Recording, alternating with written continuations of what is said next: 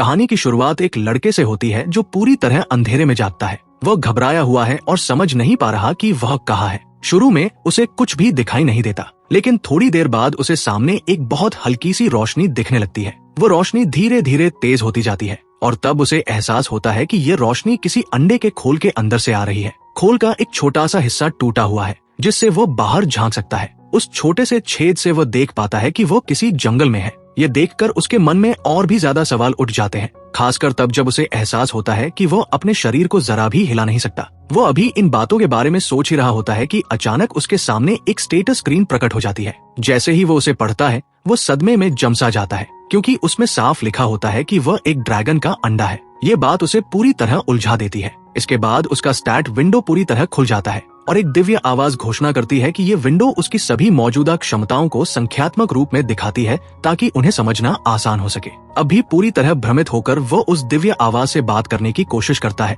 और गुस्से में पूछता है कि आखिर हो क्या रहा है। लेकिन दिव्य आवाज शांत स्वर में जवाब देती है कि वह अभी लेवल 1 पर है, इसलिए वह अभी उसे कुछ भी समझा नहीं सकती। ये जवाब उसे और ज्यादा चिढ़ा देता है। गुस्से में वो अपने शरीर को थोड़ा सा हिलाता है और इसी वजह से वो उस पेड़ से नीचे गिर जाता है जिस पर वह टिका हुआ था। वो जमीन पर गिरता है और फिर बिना रुके ढलान पर लुढ़कता हुआ नीचे जाने लगता है, जब तक कि वो आखिरकार एक नदी तक नहीं पहुंच जाता। वहां पहुंचकर उसे पानी में अपना प्रतिबिंब दिखाई देता है। जब वो ध्यान से देखता है तो वो हैरान रह जाता है, क्योंकि उसका प्रतिबिंब सच में एक ड्रैगन का अंडा ही होता है। उसे इतना उलझा हुआ देखकर दिव्य आवाज आखिरकार उस पर थोड़ा तरस खाती है और उसे उसकी स्थिति के बारे में सही ढंग से समझाने का फैसला करती है। वो बताती है कि वो वास्तव में एक ड्रैगन एग है, जिसे इस दुनिया में रैंक मॉन्स्टर माना जाता है। अगर उसका खोल पूरी तरह टूट जाए तो वो उसी पल मर जाएगा, यानी उस छोटे से छेद को बनाना भी उसके लिए एक बड़ा जोखिम था। दिव्य आवाज आगे बताती है कि भले ही ड्रैगन एग इस दुनिया में फूड चेन के बिल्कुल निचले स्तर पर होते हैं, फिर भी उनमें समय के साथ भयानक और शक्तिशाली ड्रैगन बनने की क्षमता होती है। लेकिन ये तभी संभव है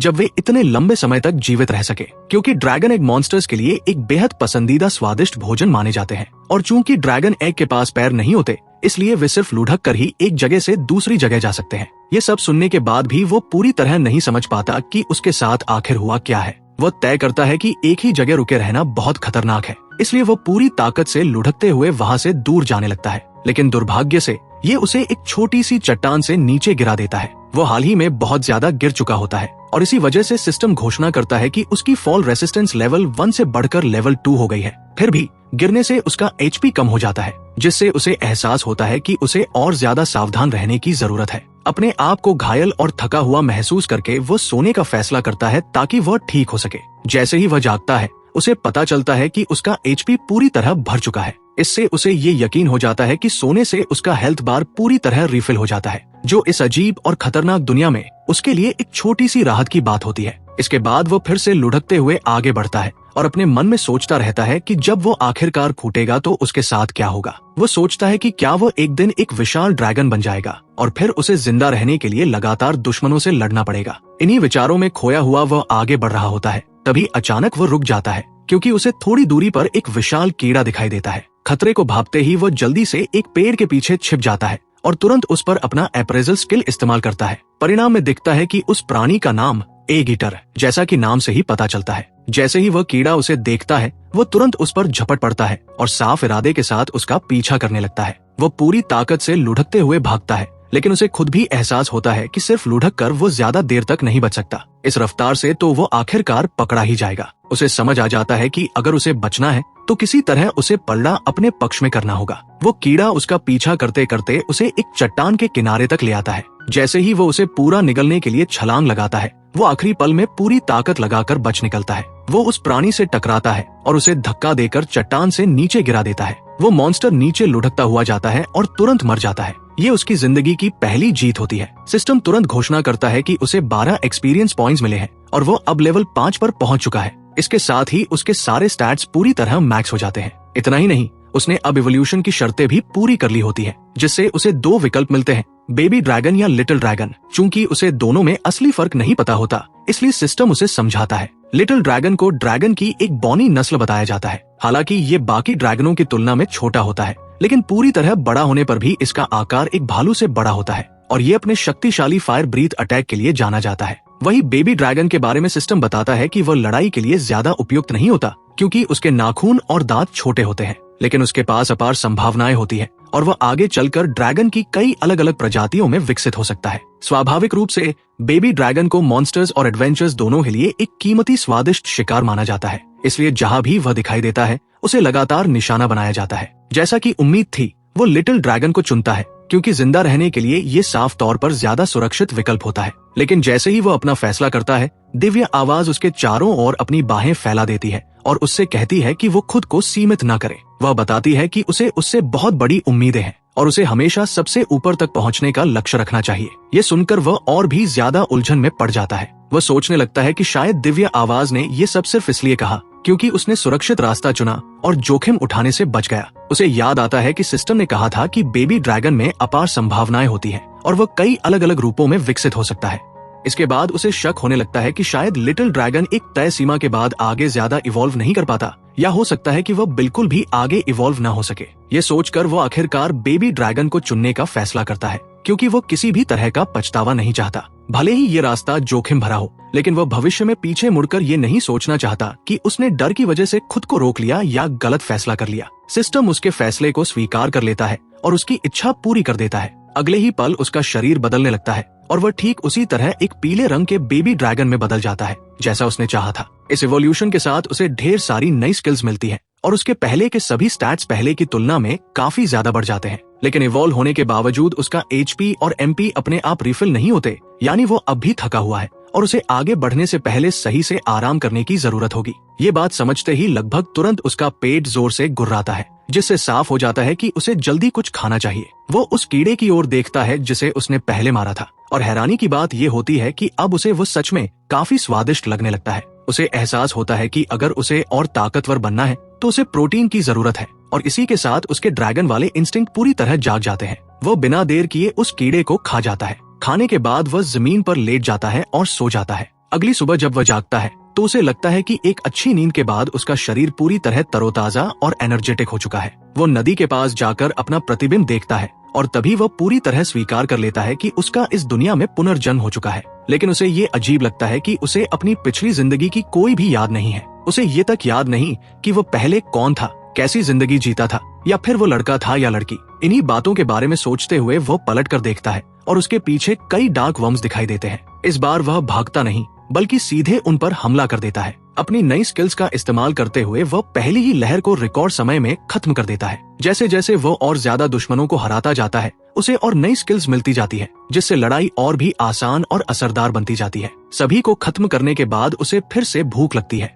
लेकिन वह डार्क वर्म्स को खाना नहीं चाहता क्योंकि पिछली बार उनका स्वाद बहुत खराब था। तभी उसकी नजर पास में उगे कुछ मशरूम्स पर पड़ती है और वह उन्हें आजमाने का फैसला करता है। लेकिन ये फैसला बहुत जल्दी ही एक भयानक गलती साबित होता है क्योंकि उसे एहसास हो जाता है कि वे मशरूम जहरीले हैं। उनके असर झेलने के बाद वो पक्के तौर पर तय कर लेता है कि अब वो कभी भी बिना सोचे समझे कोई भी मशरूम नहीं खाएगा। ये सबक सीखने के बाद वो जंगल के और अंदर की ओर बढ़ता है ताकि उसे असली शिकार मिल सके, क्योंकि वो डार्क वर्म्स पर जिंदा रहना बिल्कुल नहीं चाहता। वो कुछ देर तक खोज करता है और तभी उसकी नजर पास ही एक ग्रे वुल्फ पर पड़ती है। भले ही वो उससे आकार में बड़ा होता है, फिर भी वो अपने बेबी ब्रीथ और ड्रैगन पंच का इस्तेमाल करके उसे गिरा देता है। आग से भेड़िए की चमड़ी हल्की सी जल जाती है और जब वो उसकी गंध सूंघता है तो उसे बिल्कुल बारबेक्यू जैसी खुशबू आती है। जिज्ञासा में वो अपने बेबी ब्रीथ से उसे थोड़ा और सेकता है। जब वो आखिरकार उसका एक टुकड़ा खाता है तो उसे पता चलता है कि वो बेहद स्वादिष्ट है। इसके बाद उसे एक और ग्रे वुल्फ मिलता है जिसे वो लगभग तुरंत ही हरा देता है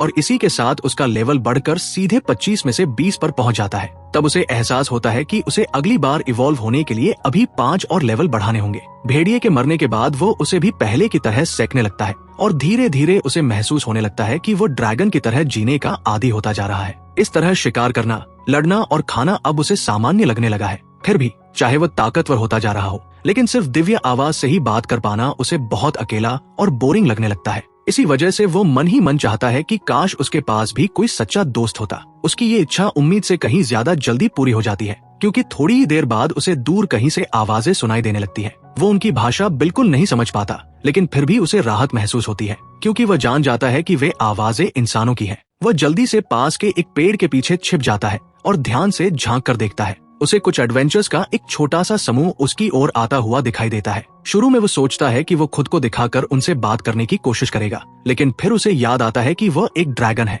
इसी वजह से वो सोचता है कि कहीं वे उसे देखते ही उस पर हमला न कर दे। फिर भी वो ये भी सोचता है कि वह छोटा है, ज्यादा खतरनाक नहीं लगता और थोड़ा क्यूट भी है, तो शायद वे उसे खतरा न समझे। वो ये तक सोच लेता है कि हो सकता है वे उसे एक पालतू जानवर की तरह रख ले। इन्हीं उम्मीद भरे ख्यालों के साथ वह पेड़ के पीछे से बाहर निकलता है और उनके सामने खड़ा हो जाता है। पूरी कोशिश करता है कि वह प्यारा और बेखतर लगे, लेकिन दुर्भाग्य से उसकी योजना पूरी तरह नाकाम हो जाती है। एडवेंचर्स उसे जरा भी क्यूट नहीं समझते। उनके लिए वो सिर्फ शिकार और कीमती मांस होता है। बिना किसी हिचकिचाहट के समूह का नेता अपनी तलवार से उसकी छाती पर वार कर देता है। उसके तुरंत बाद वह आदमी ऐसा जादू इस्तेमाल करता है जिससे उसका पूरा शरीर सुन्न हो जाता है और वह ठीक से हिल भी नहीं पाता। वह पूरी ताकत से भागने की कोशिश करता है, लेकिन सुनपन की वजह से उसका शरीर उसका साथ नहीं देता। वो जमीन पर पड़ा बेबस होकर देखता रहता है कि एडवेंचर्स धीरे धीरे उसकी ओर बढ़ रहे हैं, साफ तौर पर उसे मारने की तैयारी में। उसी पल उसे एहसास होता है कि उसने कितनी बड़ी मूर्खता की थी ये सोचकर कि कोई ड्रैगन कभी इंसानों का दोस्त बन सकता है।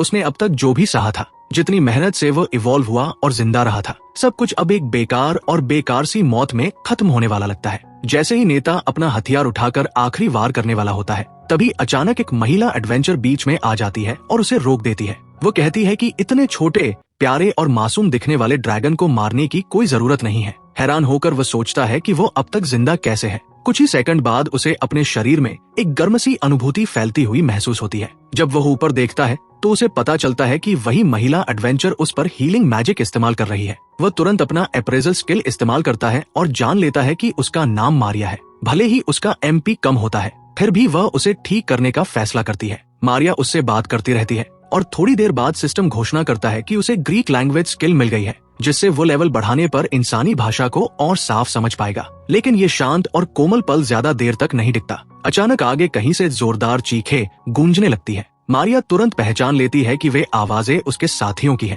और बिना सोचे समझे वो उनकी मदद के लिए दौड़ पड़ती है। उसके जाने से पहले वो उसका हाथ पकड़कर उसे रोकने की कोशिश करता है और इशारों में समझाता है कि आगे जो भी है वो उसके लिए अकेले सामना करने के लिए बहुत ज्यादा खतरनाक है। लेकिन फिर भी मारिया अपना हाथ छुड़ाकर दौड़ जाती है और उसे पीछे छोड़ देती है। उसे एहसास होता है कि वो वहाँ खड़ा होकर कुछ नहीं कर सकता, जबकि जिस लड़की ने उसकी जान बचाई है वो खुद खतरे में है। वो हिम्मत जुटाता है, अपने शरीर को जबरदस्ती चलने पर मजबूर करता है और उसके पीछे दौड़ पड़ता है। जब वो आखिरकार वहाँ पहुँचता है तो जो दृश्य वह देखता है उससे उसका डर और भी गहरा हो जाता है। जिस मॉन्स्टर से वे लड़ रहे होते हैं वो एक रॉक ड्रैगन होता है, एक रैंक मॉन्स्टर। हालात और भी बुरे इसलिए होते हैं क्योंकि उसके पास 197 GP होता है, यानी उसे हराने के लिए बेहद ज्यादा नुकसान पहुंचाना पड़ेगा। मारिया पहले ही उस मॉन्स्टर से घायल हो चुकी होती है और जैसे ही वो उसे पुकारता है, रॉक ड्रैगन अपनी नजर उसकी ओर घुमा लेता है। अब वह विशाल प्राणी पूरी तरह उसी पर ध्यान लगाए हुए होता है। उसे देखते ही वो डर के मारे जम जाता है, हिल भी नहीं पाता और सोचने लगता है कि क्या सच में अब सब कुछ यही खत्म होने वाला है। यहीं पर एपिसोड 1 खत्म होता है। अगला हिस्सा मिस न करने के लिए चैनल को सब्सक्राइब करें और अगला वीडियो जरूर देखें।